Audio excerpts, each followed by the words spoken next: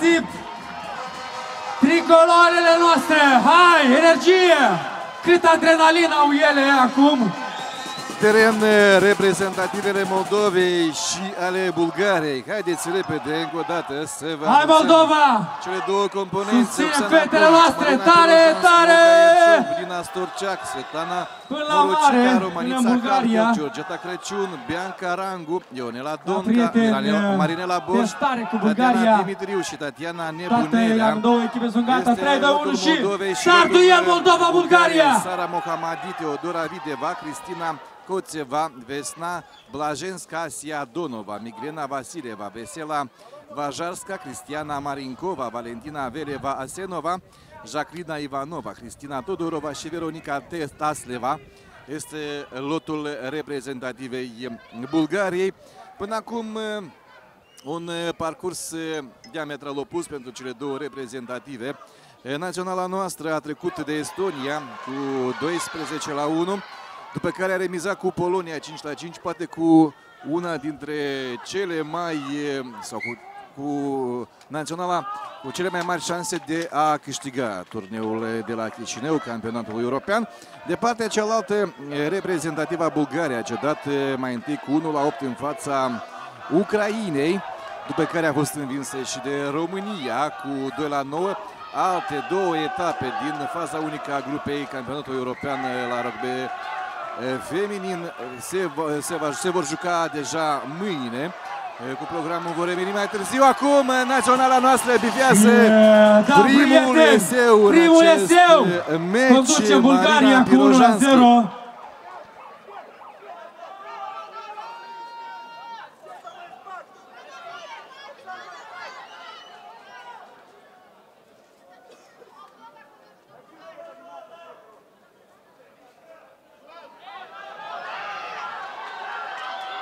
Foarte aproape de a bifa, da, și este 1-1. Primul este pentru Bulgaria, Cristiana Marinkova. Deocamdată Moldova se clasează pe locul 3 în această grupă unică. Pe lângă faptul că ne dorim victoria,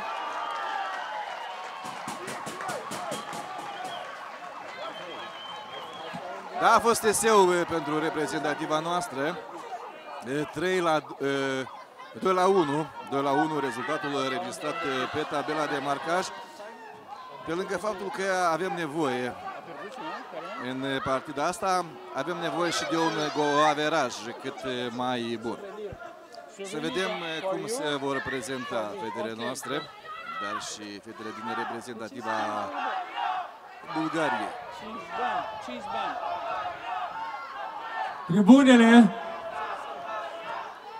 Pentru Naționala Moldovei vor urma mâine alte două meciuri din cadrul turneului feminin în faza unică a grupei. De la ora 12:40 Moldova se va duela cu Ucraina și de la ora 15:24 cu România. Bunici!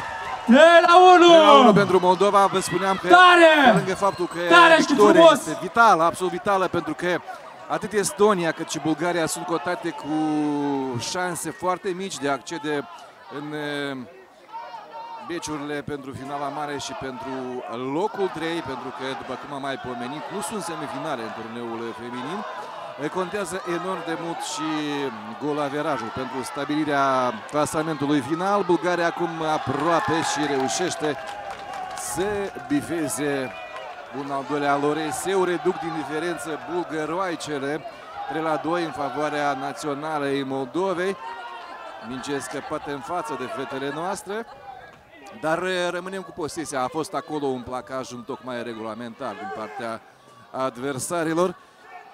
Marina Birojanski va încerca de una singură să pătrundă pentru a pune eseu. Bravo, Marina! Este eseu! 4-2 în favoarea naționalei Moldovei.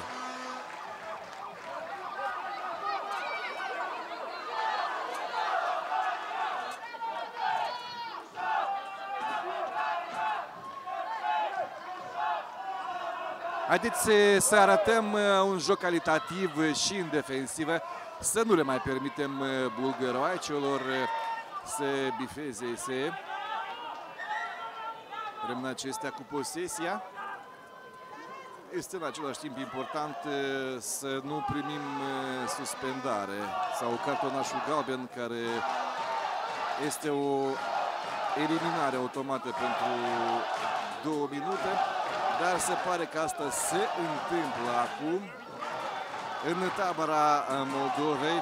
Vom juca următoarele 2 minute cu o rugbistă mai puțin pe teren. Haideți, dacă rezistăm, suntem bravo.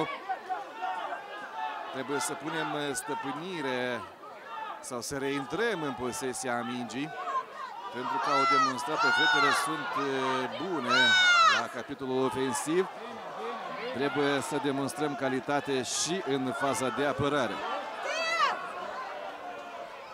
Deocamdată ne descurcăm, chiar dacă suntem cu un om mai puțin pe teren. Pirojanski încearcă să recupereze. Este doborât acolo Cristina Marinkova. Semnalul din tribună, sirena aceasta. Și este sau nu este pauză?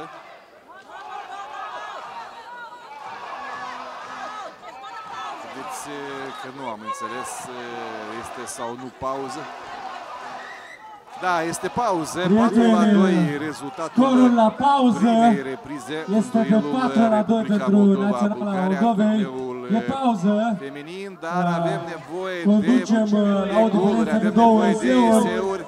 Dar luptăm în 4 și de-aia e nevoie cât mai mult de susținerea din tribune. O diferență de plus 8 în acest duel ne va readuce pe locul secund în grupe. Deocamdată avem plus 2 și suntem și cu un om mai puțin pe teren. Din tribune poate e mai ușor, va începe repriza secundă, iar după acest meci din cadrul turneului feminin vom avea o scurtă pauză, după care vom viziona împreună și ultimele 4 meciuri din cadrul turneului feminin masculin. În turneul masculin vom afla astăzi echipele calificate în semifinale, acolo se desfășoară semifinale, și echipele care vor merge la barajul pentru locurile de 5 și 8. Din tribune, hai Moldova! Hai fetele noastre! Atmosferă superbă aici la Orange Arena, unde spectatorii moldoveni își susțin frenetic echipa națională a Moldovei. Sunt și componenții naționalei masculine a Bulgariei, care încearcă să facă o galerie pentru echipa feminină a Bulgariei. Este 4-2 după primele 5 minute de joc. Echipa noastră continuă să joace în inferioritate numerică și trebuie să rezistăm. Conducem cu 4-2. S-a reluat repriza a doua. Iată pe Oksana Bunici, pătrunde, pasează mai departe pentru Marina Pirojanski, oprită regulamentar. Continuă acțiunea noastră pe partea dreaptă, acolo unde Svetlana Morocica a încercat să ajungă în careu, n-a reușit, a fost oprită și rămâne. Din păcate, Bulgaria are acum posesia balonului. Rămânem în inferioritate numerică, scorul este de 4-2 și trebuie să fim foarte atenți în faza defensivă. Ne apărăm foarte bine și greșeală a bulgăroaicilor cu această pasă în față. Revenim cu posesia balonului chiar în preajma careului advers. Oksana Bunici încearcă să ajungă spre careu, iată-o pe Pirojanski, blocată de către o adversară. Continuăm să ținem acest balon prin Marinela Borș, oprită și ea regulamentar, și să vedem decizia arbitrului. Este cartonaș roșu, dragi prieteni, cartonaș roșu, primul cartonaș roșu arătat în acest meci pentru naționala Bulgariei. Iar echipa noastră este acum în componență deplină. Bulgăroaicele vor juca cu un om în minus până la finalul acestui meci. Avem posibilitate să ne îmbunătățim golaverajul. Oksana Bunici Oxana Bunici reușește un eseu, este 5-2. Am crezut-o și eu pe Oxana Bunici că va da pasă unei coechipere. Le-a păcălit pe bulgăroaice și a reușit un eseu de toată frumusețea. Scorul devine de 5-2, v-a spus Sergiu mai devreme că avem nevoie de un golaveraj cât mai bun după întâlnirea cu Bulgaria. În acest moment Polonia are un golaveraj plus 18, Moldova are golaverajul plus 14. Ne trebuie încă 5 goluri ca să urcăm pe locul 2 în clasament la egalitate de puncte cu Polonia. Iar mâine se vor juca ultimele 2 etape din cadrul competiției feminine. Iată un placaj reușit făcut de jucătoarea noastră. Bulgăroaicele în inferioritate numerică rezistă, trebuie să recuperăm cât mai repede balonul. Un atac până la urmă neregulamentar sancționat de arbitra acestui meci și va fi minge pentru Bulgaria. Trebuie să fim atenți să nu luăm cartonaș galben. Reintră în teren Oxana Bunici, una dintre cele mai bune jucătoare, foarte experimentată această jucătoare care într-adevăr este creierul formației noastre. Se resimte una dintre jucătoarele Bulgariei, întinsă pe nisip și medicul echipei din Bulgaria acum intră pe teren să-i acorde asistență medicală. În competiția feminină, Ucraina conduce detașat în clasament cu 9 puncte, 3 victorii în toate cele 3 meciuri jucate. Polonia este pe locul 2 cu 7 puncte. Moldova, dacă va învinge Bulgaria, la fel va face 7 puncte și atunci la departajare dintre aceste două echipe se va lua în considerație golaverajul. Vă spuneam, în acest moment are mai bun golaveraj Polonia. Din păcate, cartonaș galben arătat pentru o jucătoare de-a noastră și numărul jucătoarelor se egaliază, rămân câte 4 jucătoare pe teren, iar scorul este de 5-2. Trebuie să fim atenți, să încercăm cel puțin să mai obținem eseuri până la finalul meciului. Bulgaria, acum în posesia balonului, atacă pe partea stângă prin jucătoarea cu numărul 2, Teodora Videva, însă se apără foarte bine tricoloarele, oprește această acțiune și iată că cere schimbare jucătoarea cu numărul 2, Teodora Videva.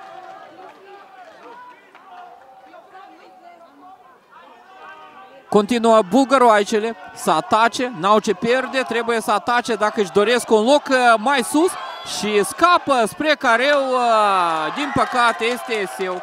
Reușește Valentina Veleva Asenova să reducă din handicap, este 5-3 în acest moment și tricolorile acum în posesia balonului.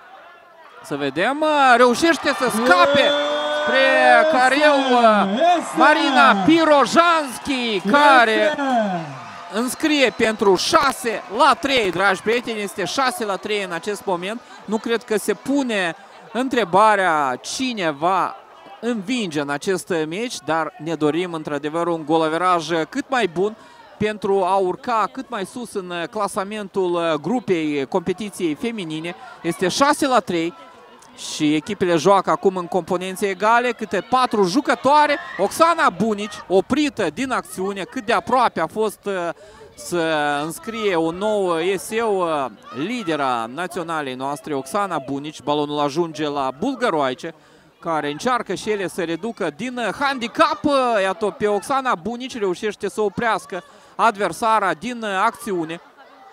Continuă bulgăroaicele să încerce să atace pe partea stângă, iar în acest moment Moldova joacă în 5 oameni, suntem în componență de plină, trebuie să încercăm să recuperăm acest balon pentru a obține mai multe eseuri pe final de partidă, însă bulgăroaicele destul de bine țin acest balon. Iată un pressing făcut de jucătoarele noastre.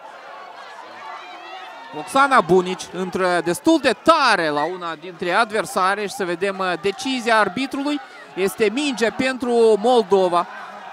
Oxana Bunici pasează pe dreapta și va fi un nou eseu pentru Naționala Moldovei. Românița Harghel înscrie pentru 7-3. Final de meci, dragi prieteni. Moldova obține o victorie importantă în lupta pentru titlul european. Moldova-Bulgaria este 7-3. Meciurile din competiția feminină s-au încheiat pentru această zi. Mâine urmează alte 2 etape din cadrul competiției feminine, după care vor fi jucate meciurile pentru